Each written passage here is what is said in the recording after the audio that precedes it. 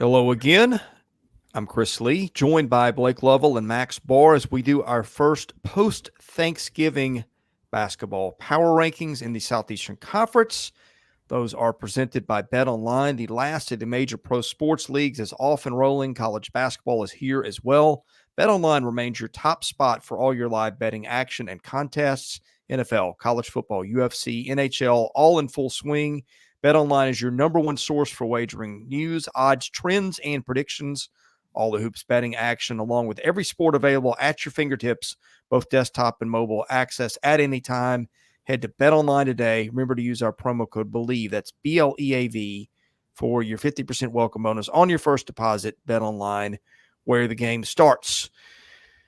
Gentlemen, we start our power rankings every time at 14, and that one this week occupied by Vanderbilt, which had a rough week, lost 2 games in Vegas, cannot get Tyron Lawrence and Ezra Mannion on the court at the same time. Hasn't happened all year.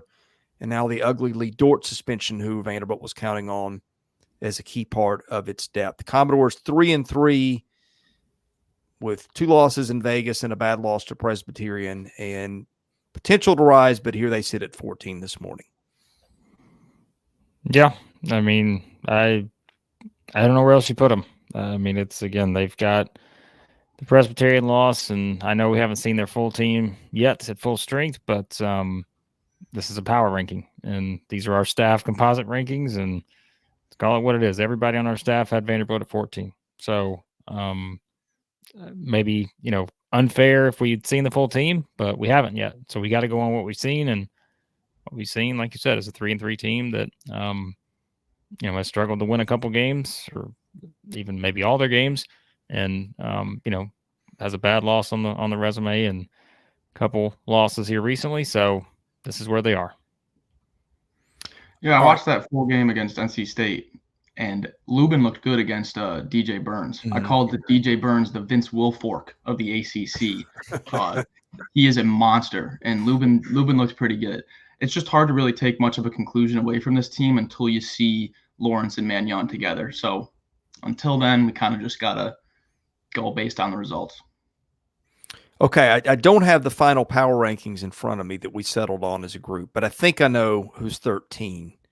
And I think it's the only other team besides Vanderbilt that is sub 100 in KenPom. So, Blake, I'll let you throw that banner up and see if I'm right. Well, you should have them in front of you. I can tell you that you do have them in front of you if you That's just true. go in and find it. But be lazy.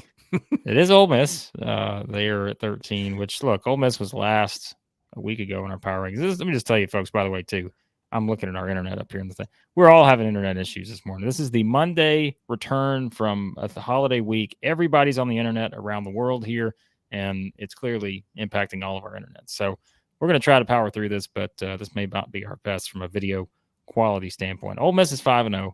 They've won every game they played. Some of them haven't been pretty, but hey, they just got a road win at Temple. I know this isn't the Temple of old here, but hey, you'll take that. They're just still winning games. So Ole Miss fans, you can be upset if you think we got them too low, because they've won every game they played. Competition picks up significantly here. NC State, Memphis up next.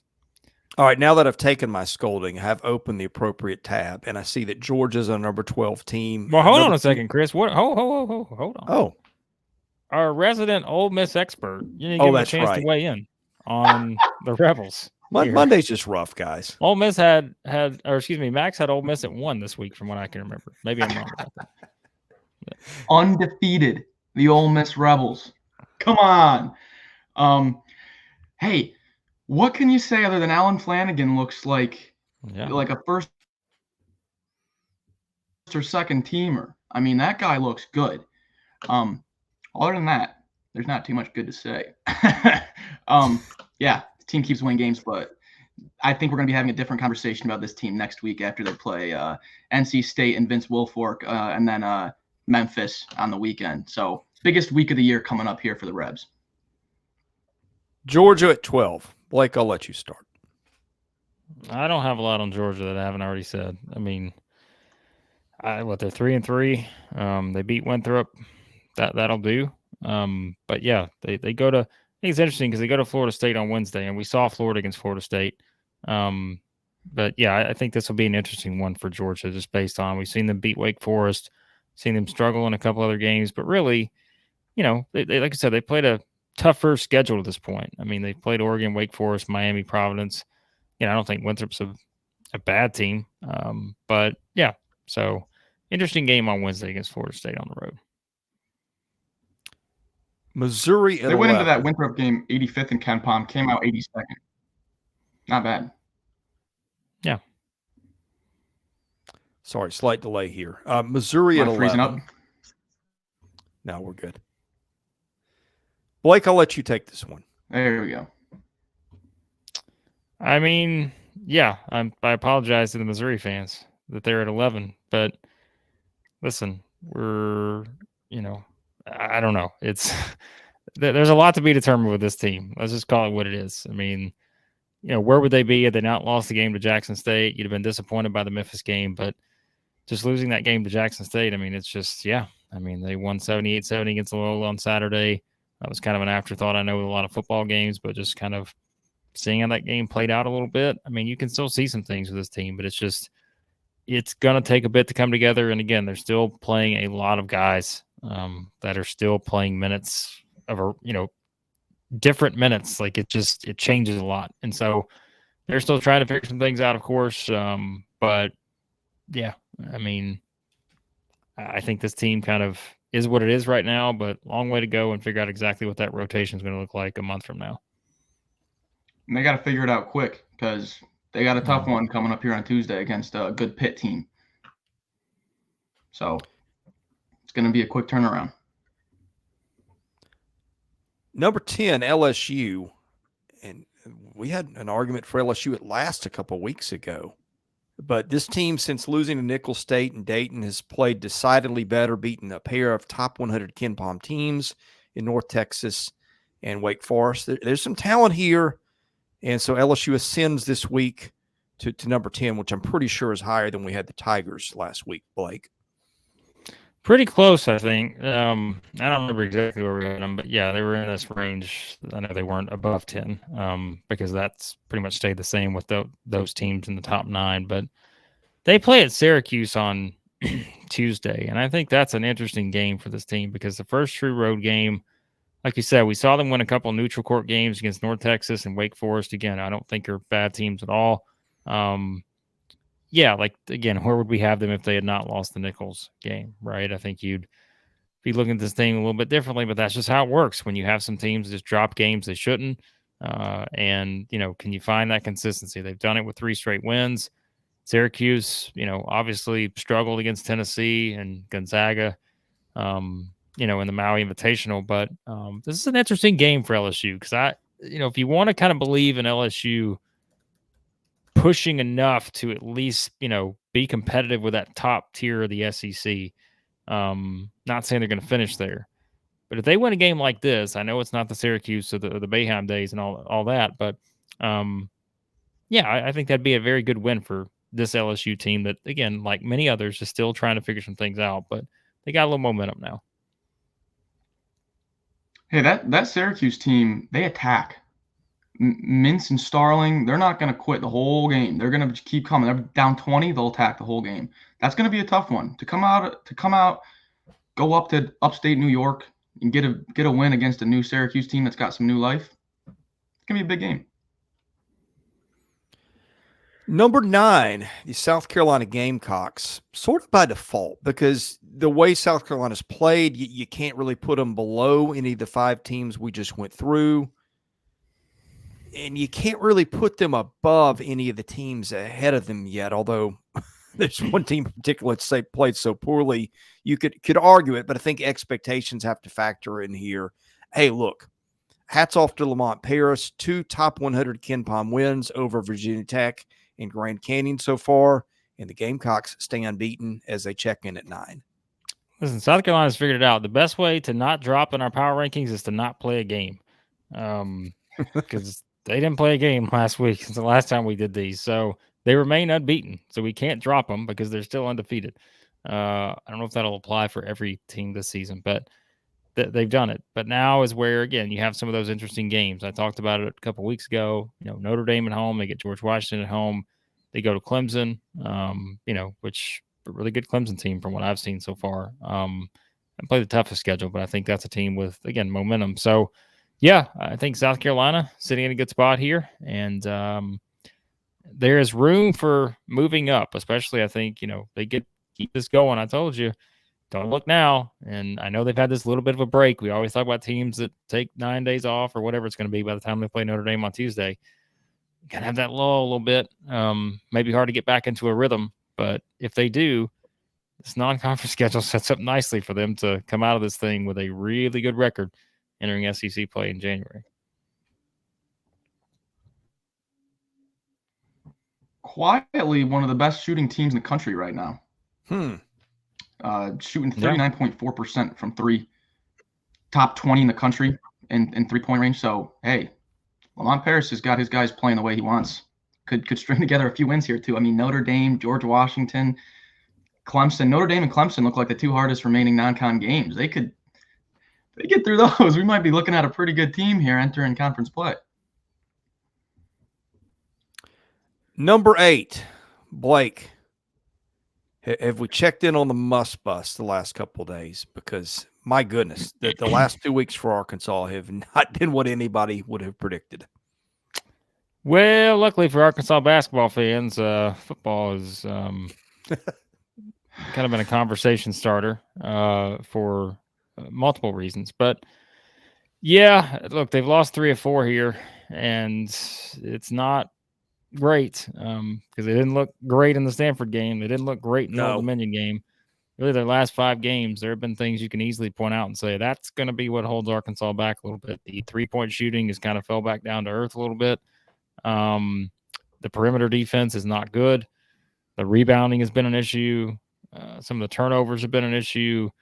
A lot of issues, right? Yes, you're playing a tough schedule. If you put it within context, yes, it's a 6-point loss to Greensboro. It's a 5-point loss to Memphis, who is much better than people give him credit for, I think, entering the season, or at least some people. But yeah, this was a great opportunity, the battle for Atlantis, and they did not capitalize on it. And that's disappointing because now you're going to play, again, 3 straight games against Memphis, North Carolina, and Duke. Like, congratulations, you've struggled in your last several games, and your reward is you get to play Duke. Not great. So, good thing it's at Bud Walton. I think you will see Arkansas be up for that game.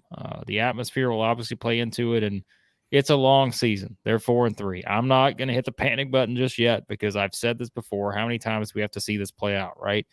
1-5 in the SEC last year. 0-3 the year before, having lost 5 of 6. And then they just turn it on. And so do I think this team can get there? Are there differences with this team in the last couple teams? Sure. But do I think they can still get there? Yes. But you also cannot ignore that there are some issues right now with this team, and they've got to play better, more disciplined, consistent basketball if they're going to get there, because this non-conference schedule has been tough so far. It gets tougher with Duke coming up. Oklahoma, that game looks tougher than we would have thought going into the season. They're 6-0. They just beat Iowa and USC. So Hogs got to figure it out quickly to have a manageable record heading into SEC play. Ken Pom keeps track of a cool stat, the ratio of assists to field goals made. So basically just how often are you scoring off an assist. Arkansas ranks bottom 30 in the country in that metric.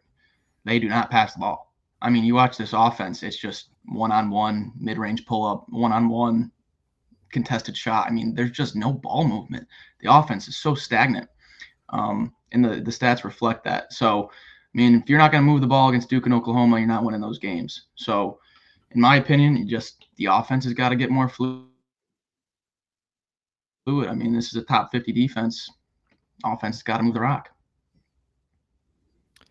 Speaking of Ken Pom, the number 3 offensive rebounding team in the country is the Florida Gators. They are next. We had some variation of opinion. 7. Ooh. Yeah, I think I know who. I think I had Florida a little higher too. So that means that puts one of us on the spot, maybe. But I don't like this. I don't like Florida this low, folks. I'm just they're telling playing you. good ball. They really are. I was the high man on Florida. I had them at number 4. Ooh.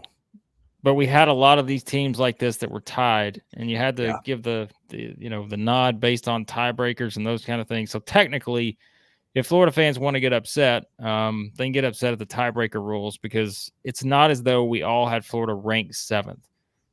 It's just by virtue of some of the tiebreakers, they fell below 2 of the teams that they tied with, which we'll get to in a second. So if you want to look at it from that standpoint, Florida could be number 5. So let's just point that out right now. But yeah, I don't think this is the 7th best team in the SEC. I think they're higher than that. I think they have I think Florida has higher upside than at least one of the teams we're going to talk about in a second. But yeah, I mean, look, I know they've lost games to Baylor and Virginia, but right there with chances in both of those, and you can see the upside now that everybody's there. Now the defense can be a little bit to be desired at times, but man, they can score. And we're going to talk about another team with that same sort of theme here in just a second. But yeah, I think this Florida team can get there. And by get there, I mean be a top-tier SEC contender. And I think they're already showcasing why they can do that. So I'm pretty high on this team right now. And I know it's a long way to go. But, yeah, I liked a lot of the things I saw against Baylor. And, yeah, I just think that once they get everything together, remember there's no hand Logden in that game either. And so, yeah, I like this team. That's all I can say. Max, I don't know what is there? going on with my light right now. Are you seeing this? It's the Florida Gators. Flickering. It's the ghost of Billy Donovan's team's past. They're showing up, and they are letting us know we've ranked the Gators too low. Well, hey, I'll say this. They've played 2 really good teams, and they haven't been full strength for either. Okay, that Baylor game, no pulling. Baylor game, no Micah, and then Virginia game, no pulling. So they have not been full strength for one of those games yet, and both of those they had a chance to win. So that's worth noting. Zion Pullen, after 3 games, 30 minutes a game, 14 points a game, 5.7 assists, leading the team in assists is Pullen. So I mean, he has fit right in. This team's only going up. All right, another team subject of much debate, number 6 Mississippi State. I think you could make the case these guys rank higher because they defend, and now they've got a scoring freshman that I don't think was on any of our radar before the season. I'm not going to say that. We cover just about every area of SEC basketball. I know a guy that was not on my radar as much before the season, although he was a highly regarded prospect, but it just looks like a different team so far. I mean, we said in the offseason, the thing that Mississippi State lacked was a shooter. It's found one in Josh Hubbard, who scored, I think, 29 against Northwestern in the win. Was it 2 games ago? So, yeah, I mean, this is the team that still doesn't have its best player. And, oh, by the way, now has found some scoring that we didn't expect. We said guys had to step up with Toulouse Smith back. We said take your pick on who that's going to be. Maybe a lot of people didn't pick it to be Josh Hubbard, but he's done it. And that's what they need. They need guys who are stepping up, making plays. We see the upside with a lot of these kind of guys. We knew they were kind of throwing some newer guys into the mix. And so, yes, I think the reason Mississippi State, like I said, I think we sort of had a 3-way tie with this team and it's going to be number 5 team. I think we had a tie with that. And maybe the number 4 team, I want to say, may have even been on the tie. So all these teams that make it easier are pretty close together right now. And I don't know how you really rank them with full confidence based on what we've seen. I think Mississippi State, if you make the reasoning why they should be higher, I think schedule probably is part of this, maybe why they're a little lower than you would think, because they don't have those games against those top tier teams. We haven't seen them play them yet, but all we have done is seen them win 6 games and be one of the best defensive teams in the country. So, yeah, I mean, hey, this is all we can ask for, right? Without Toulouse Smith, we said it'd be a challenge, but here they are, 6-0.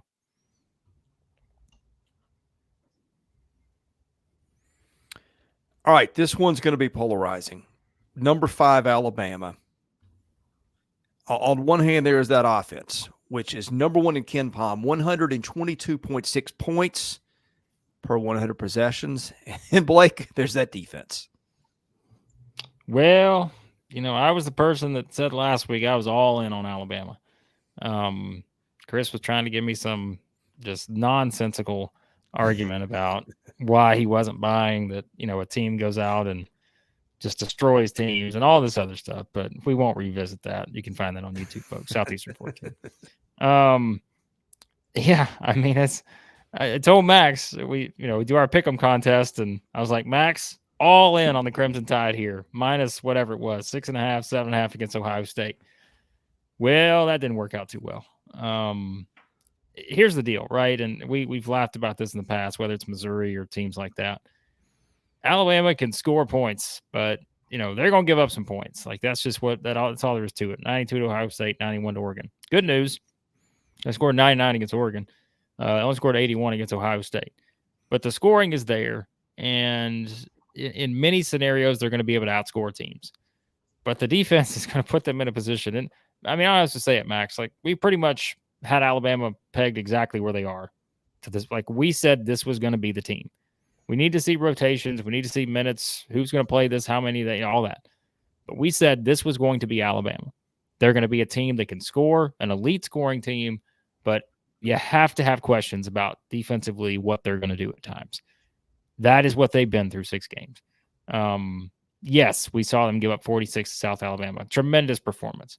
But like now that you're seeing them against Ohio State and Oregon, I think it's only kind of pushing the notion that this is just kind of what this team is probably going to be this season. They're going to be able to outscore teams, but they're also going to give up some points and a lot of points at times. So Alabama drops a couple spots, I think, based on where they were in our rankings a week ago. I know a couple of us dropped them, but I'm still not they're still a top 5 team in the SEC. And I'd be fine if you want to argue they're number 3, number 4, whatever. But it's kind of what we thought it would be to this point. I don't really have a lot to add because this is kind of what we expect them to be, and this is what they are. So the amount of hate mail I got for ranking Alabama middle of the conference, and now look where they are. Oh boy, here we go. Here it is. Here we go. Listen, out. You've played 2 high majors and you've given up 90 each time. Oregon didn't have Biddle and Dante. They have like one guy over 6'7", and you give up 91. I mean, my gosh, my high school can play better defense. Come on. Oh boy. Come on. No, there's an Iron Bowl joke in here somewhere, but listen, the offense can't complain. Okay, but I mean, they made Zed Key look like Hakeem Olajuwon. I mean, Zed Key is not that good. So listen, I mean, this is you hit it on the head there, Blake. This is exactly what we thought. The offense can't complain, but the defense, it's got its issues. I think Jaron Stevenson is like bottom 10 in Bart Torvik and D rating. He's not doing good on the defensive end. So yeah, I mean, Nate Oates, great coach. He's got some things to clean up on the defensive end. Not too worried, like you said. Top half team with this offense. It's going to be a big game against Clemson, though. Big game against Clemson. They got a good squad. Speaking of the Iron Bowl, number 4, the Auburn Tigers team. I think we all had a little trouble knowing what to do with. They played one team inside the KenPom Top 100. That was Baylor, a game that they led in the opener and then let slip away late. But since then have won 4 games fairly decisively. I guess the best win would be St. Bonaventure. So, yeah, kind of hard to know what to make of the Tigers yet, but they settle in at number 4. Yeah, I think there will be some debate as to whether Auburn should be ahead of Alabama. I had it in opposite order, I think, but I'll let the high man talk about Auburn here, because yeah, they've played 5 games. They've beaten teams they should beat. They lost to Baylor. I don't have a lot to add, but they have an interesting stretch coming up, like you said, Virginia Tech, and then they've got Indiana in there, and I know we look at some of these KenPom rankings, but I'm not as sold on some of these teams that they're going to play coming up, that maybe more so than KenPom is. So we'll see how tough some of these games are. They got a road game at Appalachian State, so I think Auburn's a top 5 team in the SEC, but just saying, I think I may reverse the order with Alabama and Auburn. I was a high man on Auburn. I really like this team. And now that Baylor loss is aging well. Baylor's legit. And Auburn controlled pretty much the entire game until down the stretch there, kind of got away from And a big reason why this team has been dominating teams is they're second in the country in 3-point defense, 3-point percentage defense. They've only allowed teams to shoot, let me see, 22%. 22%. That's crazy. I think it's a lot to do with the length that they have at the three with Chaney Johnson, Baker Mazzara, and those guys. Denver Jones is pretty big. And then obviously Broome controlling the paint, and then Cardwell comes in behind him and still controls it. So this is just a deep team, and they haven't really done anything to show me that they're not, top 3 or 4. That's just, they haven't really played a ton since Baylor. Yes, but they haven't really done anything to deter me. They haven't had any close games. They haven't looked bad. So, yeah, I mean, I'm the high man on them, but you could argue, anything in the top half here for Auburn, they look good. Number 3, Texas A&M, which the more I look at it, A&M's got a case for number 1 because you look at the wins over Ken Pom, number 25, Ohio State, number 26, Ohio State, number 84, SMU, number 95, Penn State. Pretty sure this is the only team in the SEC with 4 top 100 Ken Pom wins. Could be wrong. Certainly the only one with 2 in the top 26, I would think. And then the loss to Florida Atlantic, which I guess if you subtract that, we probably do have A&M at number 1. But we got 2 teams in front of them we both like, even if the resumes aren't as impressive. This was tough, guys. All joking aside, this was tough. I do think you have a case for the Aggies at 1, but that's not where we settled as a group. I don't disagree with you, but here would be my push. And I'm very high on A&M. I had them. Hold on, let me find it. I had A&M at 3, so this is where I had them. And again, I think you're right. You can make the argument, but I also think we cannot just use Ken Pom as the basis for what we're seeing here, because I don't know if Iowa State is the number 26 best team in the country right now. And so I but still, to win this game shorthanded, I'm not taking anything away from A&M. I'm just pointing out, I think, and that's what, when we try to rank these teams this early, sometimes it's easy to kind of revert to Ken Pom and use these, but you're right. Like Ohio State 25, SMU 84, Penn State 95, and so forth. But, a shorthanded win against Iowa State, I mean, I'm sure Max will mention in a second, but it's I was like, oh boy, because they had 14 points with 2 minutes left in the first half, and you're like, yikes, this is bad. This is really bad for A&M. But then they come back and win, down 21, and I mean that was a huge win. And you saw Washington step up, and guys that had to play more minutes, and that's what you want to see. That's a Buzz Williams team. And so I said all the things I said a minute ago to say, hey, I don't think you just base it on Ken Pom and all that, but yeah, they have an argument to be number 1. And this is why I think the Virginia game on Wednesday is very fascinating for A&M here, because it's a road game. If they can go out and win this one, they still got games against Memphis, Houston, all that. We talked about how they're bulking up their non-conference schedule this year. Man, if they can win a couple more of these games, they are they're a top 10 team, in my opinion. So, yeah, I lost a unit on these guys last night after coming back from 21 down. If you watch that game, I mean, Iowa State looked brutal in that second half. I mean, they could not make a thing. They couldn't even make free throws. But hey, Texas A&M, number 1 in the nation. Number 1 in the nation in offensive rebound rate. That's impressive. Their offensive rebounding, 46.2% of their misses. Shoot the ball. If you miss it, you're getting the rebound on a coin flip. I mean, that's incredible. Anderson Garcia has been a beast. Solomon Washington with a career high. This Virginia game, though, Blake, Ken Pom, I know we don't want to put too much into Ken Pom, but Ken Pom has it as a 50% chance either team, 0.5% or 0.5 points separating them. That's as close as it can get. A big outcome here in this game, especially because they have Houston right on the horizon next month. And if there's anyone that knows how to rebound and bang with the boys down low, it's Kelvin Sampson and those Houston boys. So big stretch here for A&M.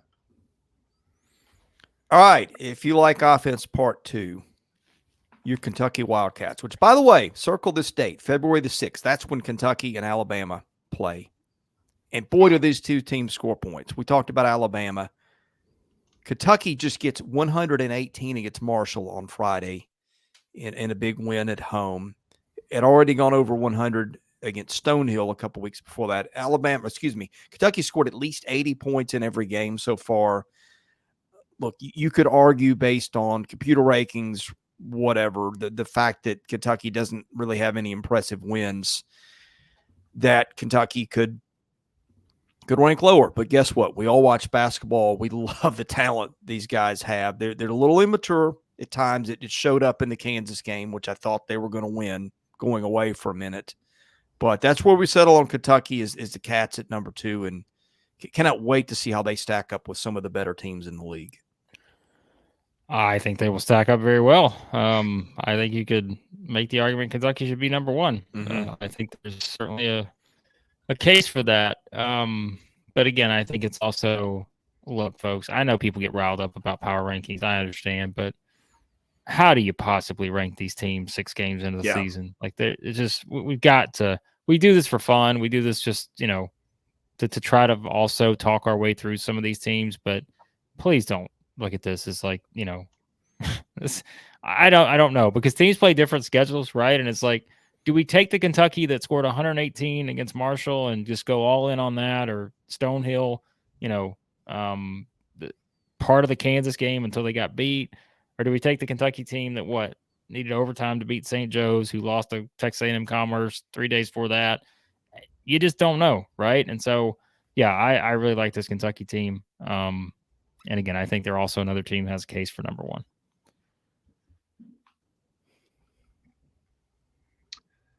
Yeah, I agree. I mean, hey, DeJuan Harris doesn't lose his mind in that second half and make like 5 threes, and we're not even having a discussion about if this team's number 1 or not. So, but then flip it, St. Joe's pulls away in overtime, and we would never have them this high if they lose that game to St. Joe's. So you're right, it's hard. I mean, this is a young team, so you're getting different results. Sometimes they're on fire and it looks like they're world beaters. Then sometimes they give up like 3 straight threes in back-to-back possessions, and you're like, my gosh, they look a little bit loose here on the defensive end. Main thing is that they're the 4th best 3-point shooting team in the country, shooting 42.5% from 3. Pretty much unbeatable from long range. So yeah, this game against Miami, just bet on the over in that one. That's all I'll say. There's going to be points. All right, we're going to get pushed back on this because you've got 3 unbeaten teams in the league. You've got another, 4 teams with 1 loss. And yet we go with a 2-loss Tennessee at number 1. But, of course, those losses have come to Purdue and Kansas, which could be the 2 best teams in the country. Look, there's some issues with Tennessee. Yes, you've seen the scoring thing show up in parts again where they don't have a shooter, but still, we've seen them at times this year where they're so impressive. We feel like we know what the parts are, and really with nobody with just an overwhelming case for number 1 based on resume. Again, I guess you could go back to Texas A&M if you want to argue that a little bit, but it's not just resume because teams play uneven schedules this time of year, as you just pointed out, and more of a gut feel, and our gut feeling was Tennessee belonged at number 1 still. Yep, you can push back. It's fine. You can put Kentucky at 1, you put A&M at 1, whatever. But I mean, sorry, it's just context has to matter on this. And I think Purdue's the best team in the country, if you ask me right now. Tennessee was right there, right towards the end of that game. They had their chances, just couldn't convert. And Purdue's a pretty good team, as I said. I think they're the number 1 team in the country. So, sure, there are some things offensively still. They're going to be better long term, I think. But yes, you're still going to have some of those issues. And I just was not ready to push Tennessee aside with 2 losses, because that's like I just said this a minute ago, right? It's teams have played 6 games, 5 games. Everybody's played different level of competition. I don't know that there are any other SEC teams that go 2-0 against Purdue and Kansas. I don't know how many SEC teams win those games. I really don't to this point. And so, because I just think those 2 teams are good. Yes, I probably would with other people. I don't think Kansas is the number 1 team in the country right now. I mean, Marquette kind of just took it to them, right? Yeah. But still, I think they're a pretty good team. And so, if you want to say Tennessee should move down 7 spots just because they lost 2 games, well, that's just not, I don't think, how we're doing the power rankings. It's still, to me, based on who's the best team.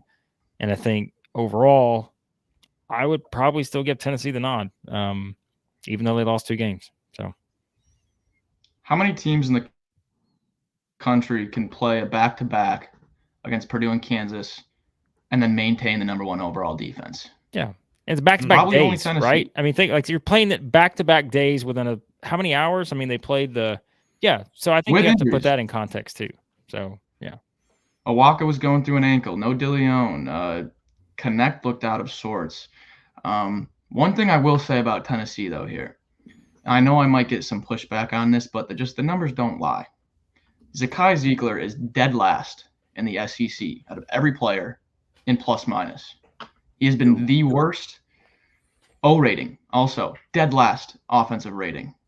Just has not, whatever it is, rust from that ACL, can't find his flow with how there's all these, it's either him or Vescovy and then Gainey and Connect. And there's no real flow of this backcourt. I don't know what it is, but whatever it is, man, Ziegler has looked rough.